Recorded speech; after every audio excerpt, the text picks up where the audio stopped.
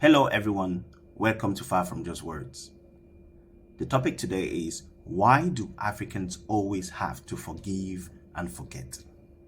Why do Africans always have to forgive and forget? The truth is, it's a very complex question, because even the examples I'm going to cite today are very complex, but I'm not going to dive into details, because if I have to do that, then the video will be too long and some people get bored, and these days we know what it is like. People don't want to watch long videos, they just want short videos, 3 seconds. So I'm going to cite 2 examples of situations that have happened on the African continent that we have seemed to forgive, because some of these situations had happened through foreign interference and nothing has really seemed to happen. For example, number one, what happened in Libya with the killing of Gaddafi, and that also destroyed the economy of Libya, the infrastructures, and the social life in Libya, is something that most African heads of state haven't done anything about it. And to me, it might repeat itself, because we haven't sent any message, any strong message, that we are not scared and we don't want it to happen again. So if we speak honesty to truth to power, we will understand that we have different African bodies that take care of things on the continent. We have the CEMAC zone, we have the ECOWAS, we have the AU, and somehow it's difficult to have so many talks and so many speeches, but none of them have been a strong message to what really happened in Libya that led to the killing of a prominent and important and a very popular and important person on the African continent. Because it is funny how history writes when it comes to Africans. So that is one of the situations that seem to be forgiving and forgetful. Number 2 is slave trade. This is a big one. This will take longer. Slave trade, so much as the distortion of history, which we will talk about in some of the points that I'm going to line up, so much that in as much as history has been distorted to favor some of the people, the oppressor and the foreign interference. It is so much funny that some people have come to the extent where they actually believe that because they say some Africans were involved, or we were involved in slave trade, so there can't be any reparations. And then this is funny. And this is funny in the terms that when I listen, most times people talk about reparations, it almost seems like reparation, when it's been talked on those high tables in foreign conferences, it almost seems like people think it's monetary compensation. No, I think every reasonable African should know that any monetary compensation that will go into any African nation for reparations is a waste. Because there are a series of examples by other people that will tell you that there are more important things that could be reparations. For example, this is what, let me quote this person. There's a journalist, a Ghanaian journalist and a politician that I think his name is Kwesi Pratt. If sorry if I didn't pronounce the name right correctly. He said The definition of reparation is what? Resetting the wall. Resetting the wall. That is the definition of reparation. That's what people want. Resetting the wall. Now, what is resetting the wall? What is the reparations that people want from Africans want? That any reasonable African, or if one day African heads of state should want. For example,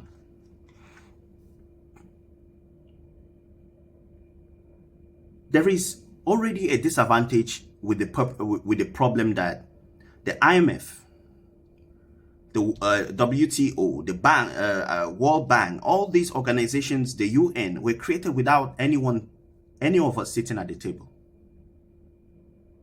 So which means sometimes the interest of those organizations is to their nations, and none of them is African. So it doesn't balance anything for us. It doesn't do anything for us. They are working against us. So for us to feel among or to participate in decision making in most of these organizations and be able to not just sit on the table and take those decisions, but to be there in the fundamental incidents and the fundamental formation of those circles, so that we can build regulations and principles that would benefit the Africans on the African nation continent. That's number one. Number two, when we talk of reparations, we talk of the history. Just recently, some few moments ago, I was talking about how some people have distorted history, so much so that maybe some of our African brothers living abroad, like the Black Americans or something, or whoever, or Black this, Black Londonian, or even just Africans that have moved abroad. Some of them have even come to, even Africans on the continent, some of them have come to the understand, to believe, some of them have come to believe that truthfully, we did participate in these things. But do you understand? This is something that I would like to say. Let's just say that, yes, maybe. Do you understand that the writing of history is, as we all know, is by the winner? Which means that if the winner wrote the history, he would definitely write something somewhere to make sure that your people will stay divided, fight each other. That's what they want. So for us to even talk about reparations, we have to go back to write our own history and rewrite that history in the way that we want that history to be understood by our people, and to correct and wipe out that disgraceful history that you wrote about us, so that our people should know their value. When we talk about reparations, we are talking about equality, building a new world where no matter your color of your skin, who you are, where you are, you can live in a world where there is equality. You can get what, if you work hard, you get what comes to you. When we talk of reparations, this is very important. It's when your politicians in those foreign wars, foreign countries, their politicians in those foreign countries will start exposing bank accounts, properties bought by taxpayer money by our own politicians on television, on articles, so that we can know.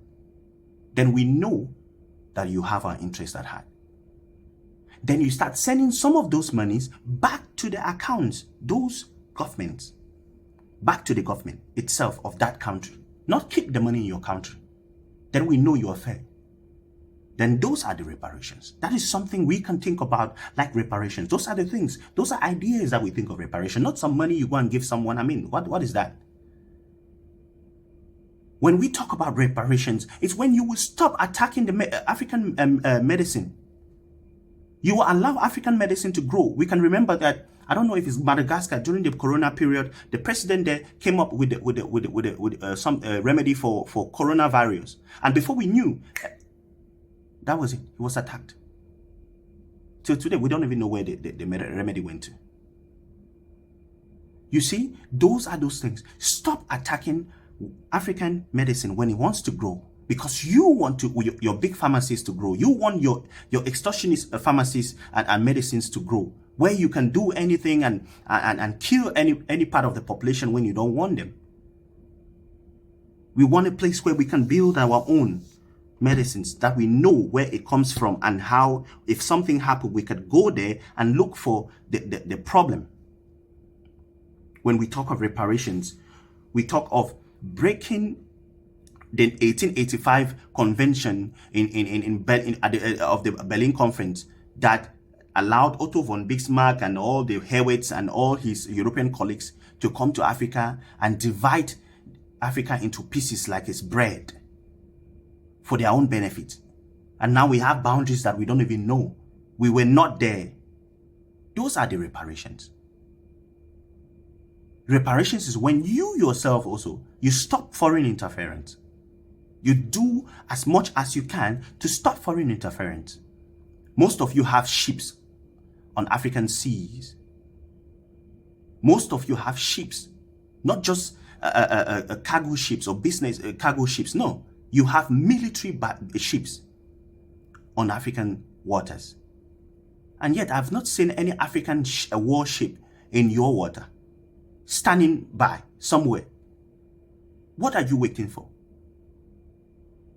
You see, you may say some Africans or some military regulation somewhere may say it's some kind of alliance. I understand when it's an alliance, but I also see it as some sort of foreign interference. Now, let's go back to what we were talking about. There's a lot of examples if you want to quote what it means, reparations to Africans. Not money, not some financial compensation. Now, those are some of the reasons why I feel like Africans are forgiving and forgetful. Now, let's quote examples that have happened to other people and how they took it and found a way and made sure that those people paid. For example, let's look at the case of the Jewish what is Holocaust, or is it Holocaust, in the 1940s. The preparation of reparations started in 1953 for state-to-state restitution, payment, pensions, hardship funds administered by Germany to survivors worldwide, totaling a sum of $90 billion, was paid to the Jewish community for what happened to them in Germany. They didn't go around. It was, and there is no way in any part of the world that these people haven't repeatedly talked about how the Germans did this to them. They keep repeating it, and it's fair. But the minute you, an African, mention slave trade, it almost itches people. They don't want, even Africans, even itches Africans. They even want you to stop talking about it. Like they feel bad, like, it's past. Why are you talking about it? You see? Those are the things. Forgiveness, forgiving and forgetfulness. We are so easy to forgive. We start feeling bad for the oppressor. It's funny. So another thing is what? When we talk about what happened to the Chinese by the Japanese. Don't play with the Chinese when it comes to what happened to them by the Japanese. They get so angry. But do you know what the Chinese did? Yes, they didn't accept some kind of direct payment. They didn't accept it. But they signed some kind of joint communique in 1972, right? Where the Japanese paid a substantial official development assistance. Like it was some sort of official development assistance. It was called ODA, where billions in loans and grants and technical aid for infrastructure.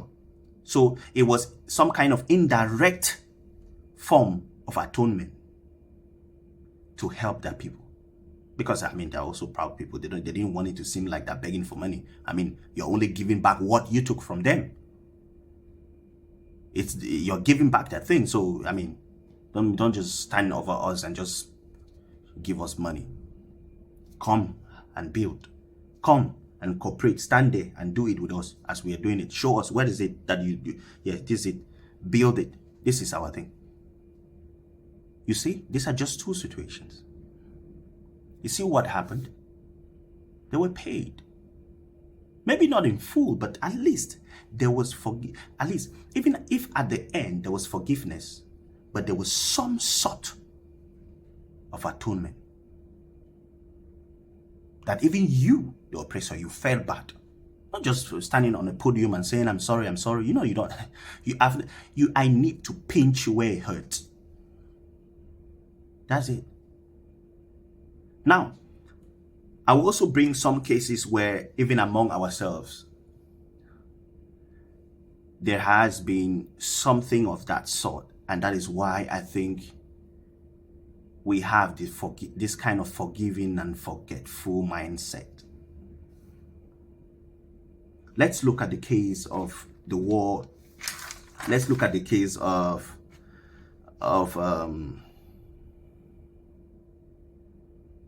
South Africa. After the fall of apartheid, South Africa faced a monumental task of addressing decades of systematic violence and human rights abuses. President Nelson Mandela, under the guidance of Archbishop Desmond Tutu, established the Truth Reconciliation Commission in 1995. The core principle was amnesty in exchange for truth, though it was a sensible political move so that the country doesn't go into some sort of civil war, but it can never go unnoticed that they preferred or prioritized restorative justice over retributive justice. Number two, we can also look at the case of Ghana. The then president John Kufuor came up with the National Reconciliation Commission in 2002, where they investigated the incidents and abuses of 1957 to 1993. The mandate was truth-telling and recommendation of reparation, not prosecution. So, many, including the former president, Jerry Rawlings, was forgiven. Yeah. Which means, it's because, okay, we could understand, because they wanted to end some cycle of political vengeance that will go on and on, because, I mean, there was a lot of killing during that period. But if you notice, most of the names keep having reconciliation. I mean, there's a funny thing that you could easily identify that there's most of the name reconciliation. The one inside reconciliation, we always have reconciliation. The final example, this is also tricky, but I have to just mention it. Rwanda, under Kagame, when President Kagame revived a traditional committee justice system called the Gachacha. Is it Gachacha? Yeah, Gachacha. This committee court tried hundreds of thousands of low-level perpetrators. The process emphasized confession, apology, and forgiveness. My brothers and sisters, before I conclude, let me conclude. The average African man and woman before you get to the age of 30 has at least attended 3 to 5 family meetings. And when you attend these meetings, one of the things that is always emphasized, or that is always we talk about, is what? We'll talk about forgiveness and leniency. For future peace or for the greater peace of the family. Like let the family let people stop quarreling among each other or having anything to do among each other, any bad will against each other. And if you notice that most of the African leaders somehow have taken this to the international stage, where somehow they think unknowingly that it's a family meeting. And so they become so forgiving and forgetful. But please, this is not your family. This is serious business. And I think it is high time you change your strategy, because it's not working. There is a time for everything. There's a time to roar. There is a time to be peaceful. But we have exhausted both of them. We have exhausted any other thing that we want to talk about. I think it's high time we change the strategy. There is a lot unresolved, and there is a lot piling up. And if we don't do anything right now, or within the time we have now, I don't know what we give to the younger ones. More problem to solve. Thank you very much. Until next time, see you. This is Far From Just Words.